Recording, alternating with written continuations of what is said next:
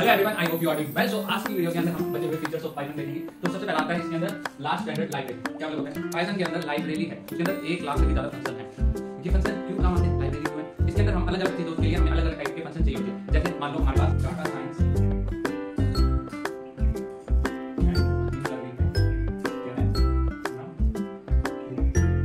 क्यों काम आता है, इसके अंदर मैंने अलग से वीडियो बना रखी है लाइब्रेरी के ऊपर, आप जाके देख सकते हो, लिंक डिस्क्रिप्शन में है। इसके अंदर क्यों काम आता है? हमें न्यूमेरिकल वैल्यूज से साथ काम करते हैं तो हमें एरे मैट्रिक्स चाहिए होती है, तो उसके अंदर ये काम आता है। हम गेमिंग बनाते हैं तो उसके लिए कुछ काम आता है। तो इस टाइप से बहुत सारे फंक्शन होते हैं इसके अंदर, हम सारे याद नहीं कर सकते, परंतु जो मेन होते हैं उस वीडियो के अंदर मैंने समझाया, उस वीडियो को जाके देख लो। यहां पे मैंने उसका थोड़ा सा बता दिया कि हमें न्यूमेरिकल वैल्यू से डील करना होता है, तो हम इस टाइप से इसका यूज करते हैं क्योंकि इसके अंदर एरे और मैट्रिक्स का यूज चाहिए होता है। देन इसके अंदर क्या लिखा है? That provide a rich set of module and function so that don't have to write your own code for every single thing. आपको हर एक चीज के लिए आपको कोड लिखने की जरूरत नहीं पड़ती है, लाइब्रेरी की हेल्प होती है। आप इसकी हेल्प से आप चीजों को सोल्व कर सकते हो, कोड लिख सकते हो।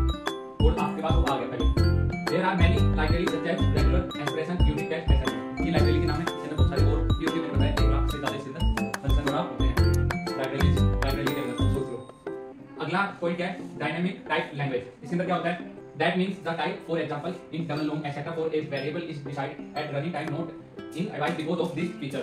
इसके अंदर क्या होता है कि हमें ये बताने की जरूरत नहीं, ये स्ट्रिंग है, ये क्या इंटीजर है, ये फ्लोट वैल्यू, हमें इस टाइप से कुछ भी बताने की जरूरत नहीं होती। We don't need to specify the type of variable, हमें वेरिएबल का टाइप बताने की जरूरत नहीं होती। जैसे एग्जांपल समझ लो, ये मेरे पास वेरिएबल है और मैंने इसके अंदर मैंने लिख दिया कुछ लिख दिया 3 hours,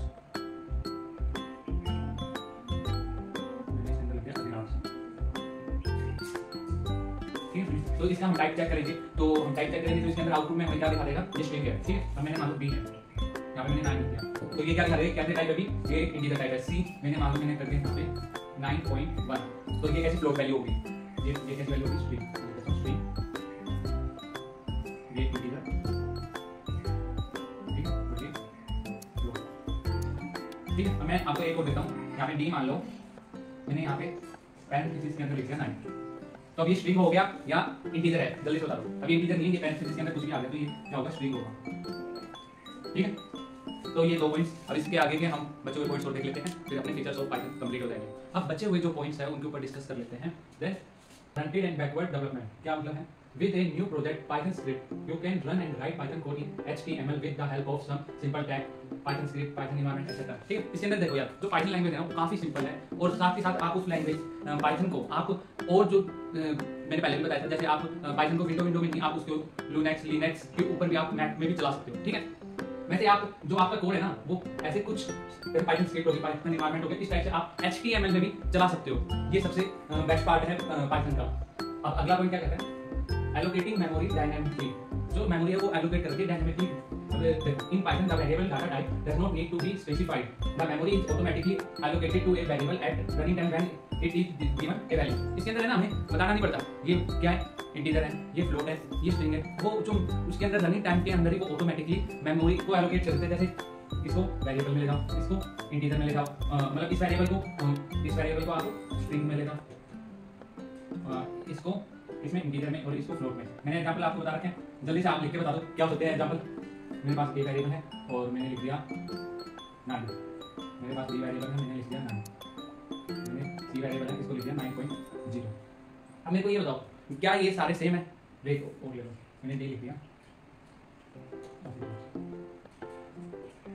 ठीक है। अब इनके टाइप हम देखेंगे तो ये क्या चारों की सेम आएगी? नहीं, देखो ये क्या होगी? इंटीजर नहीं, ये क्या है? स्ट्रिंग, क्योंकि ये पैरेंथेसिस के अंदर है। ये क्या है? इंटीजर।